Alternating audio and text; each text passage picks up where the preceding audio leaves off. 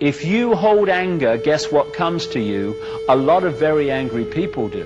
And I certainly know that to be true. And when I've observed my own life and the lives of others, it's very obvious that what they're putting out in their state of being is creating their physical life. And there's nothing more debilitating, more controlling and limiting than the victim mentality. We're encouraged by this manipulation throughout our lives to see ourselves as victims, to blame someone else. Oh, I'm a victim, I'm in this situation because of A, B, C, D, and on it goes.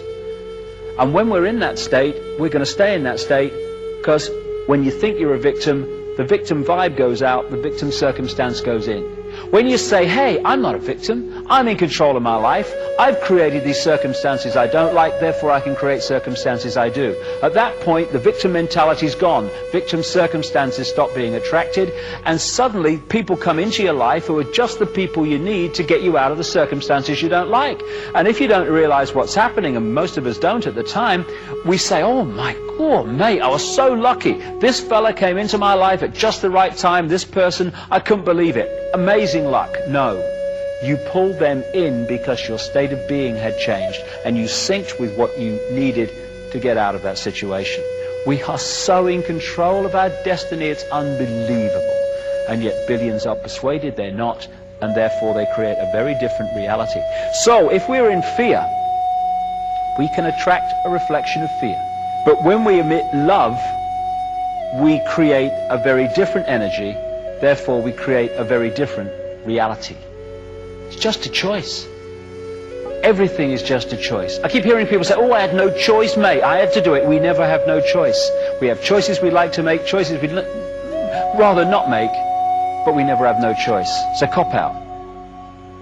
And some people find it very difficult to take this on, because it's much easier in their own mind to blame someone for what happens in our lives. Much more of a challenge to say, hey, I've created this. I'm responsible for it. But when you do, you stop creating what you don't like and you start creating what you do.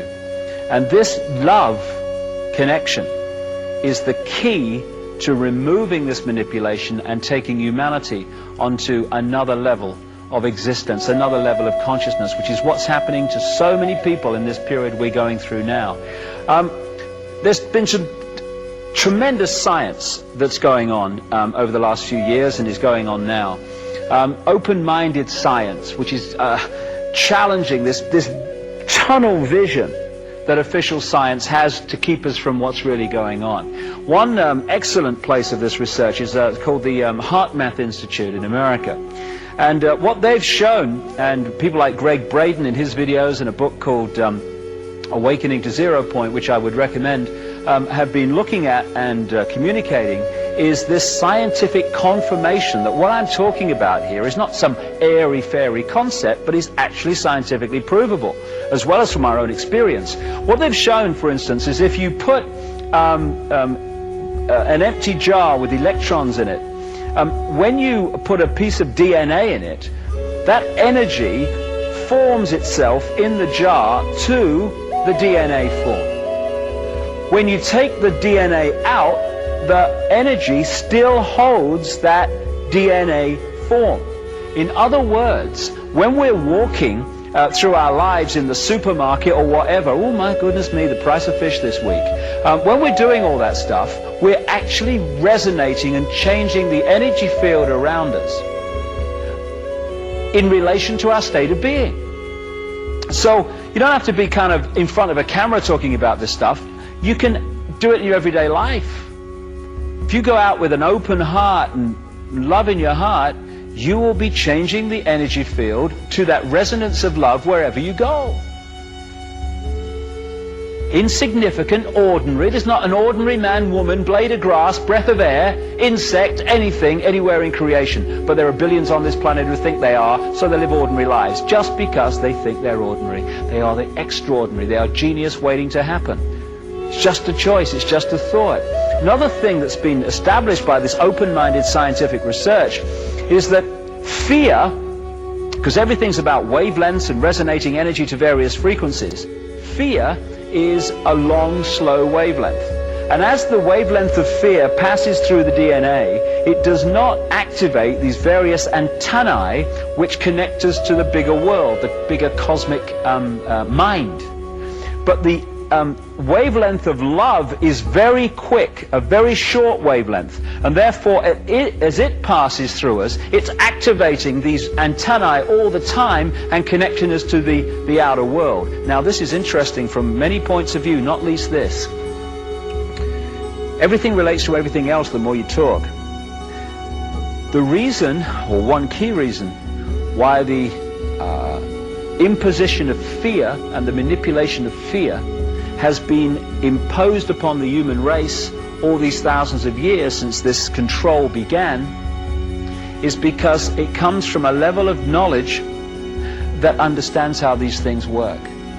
It understands, therefore, that if we can be manipulated into a state of fear, we are disconnecting ourselves from the infinite mind, who we really are, and the eggshells start to form.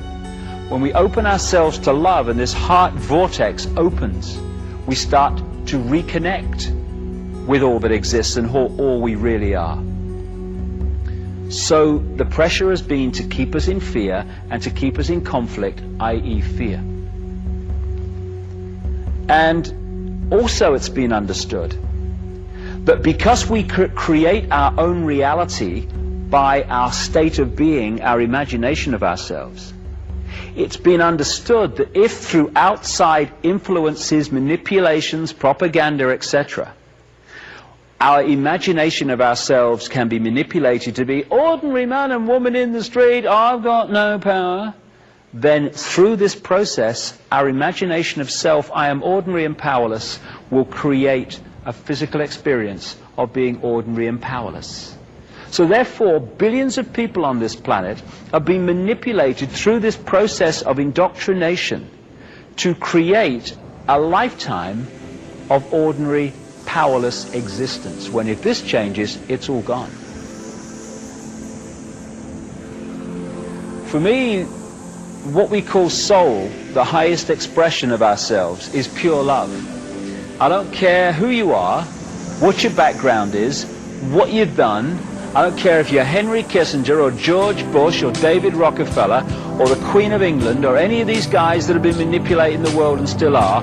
At that level of yourself, you're pure love. Everyone is. But we can become disconnected from that level and manifest in that disconnection anything but pure love. But that's what we all are, all of us.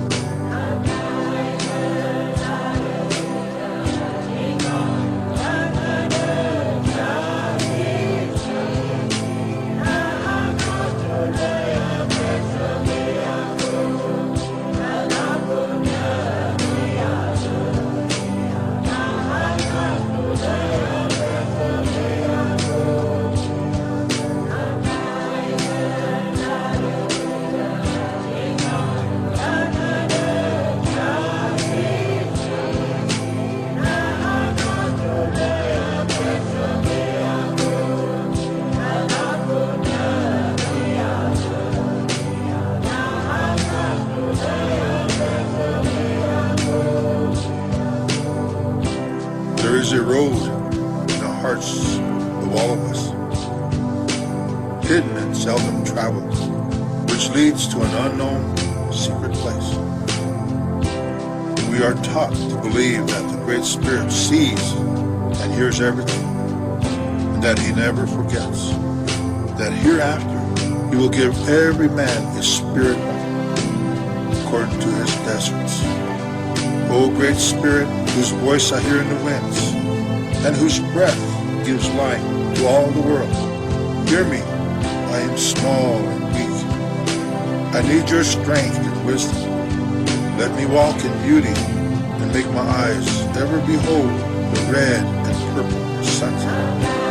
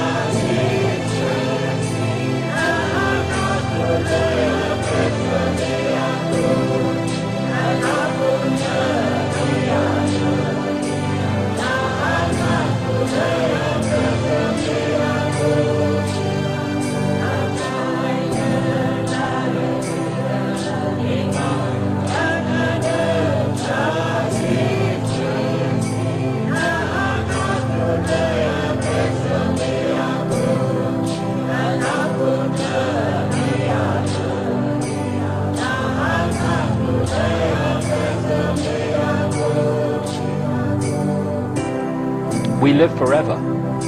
We are everything, and everything is us. Whatever we're experiencing in this moment, it's just an experience. We live forever. And if we can hold that focus of who we are, we get out of ordinary little man and woman in the street, I've got no power, to I am everything that exists and I can manifest and create whatever I want. We are genius. We've forgotten we're genius. And that's why a few people run the world.